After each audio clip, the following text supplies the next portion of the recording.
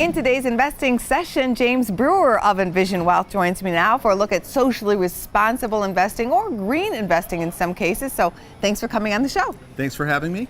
There are areas where people do not want their money to go into. So what are some of the areas where people might avoid if they say, I don't want any stock that could potentially be tied to a company that is harming the environment? Well, there can be companies that will basically not invest in fossil fuels, anything that's kind of known to, harm the environment, potentially that does carcinogenics, those types of things.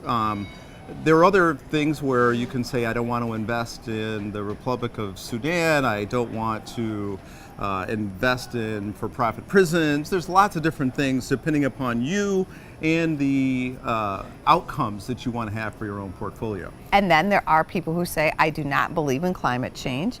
I am okay with investing anywhere. There are always some people who are fine the other way, but they might find it fascinating that there's this new field called values integration. So some people find that if you look at certain industries, that companies who say, I am going to try to do something in particular to screen out, or usually being green. So you've heard of LEED certified, like LEED certified buildings. Well, sometimes people find that those companies tend to actually do better in terms of profitability. So those who are seeking returns only may find that certain elements, especially around the sustainability area, may actually bring them greater profits. Why are green companies performing so well? Well, I think there's kind of lots of nuance to this. The fastest one is, well, if I look to save money for my company because I did some investing that decreases the cost of running the operation, then that's necessarily going to come down to the bottom line. It wasn't necessarily because the company said, I want to be green, but they found out that, using battery power or using some saving kind of on panels, energy, that they're saving energy. So that's just kind of one of the clearest ways.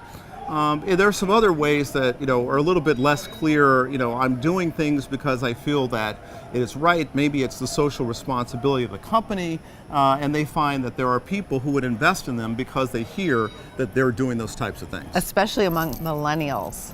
Yes, millennials and women historically have been known to be the ones who care the most about this, but I feel like enlightened men like to do the same thing. So I think it's important to really, think about what values, what matters to you. Most of us have something that matters. So, why not look to see if there might be companies, might be funds, might be some types of investments that allows you to be able to have your values aligned with your investments. Always still a good idea, though, to be diversified?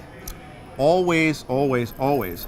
I believe that, in things called modern portfolio theory, it's kind of a fancy term, but basically by looking for some type of balance.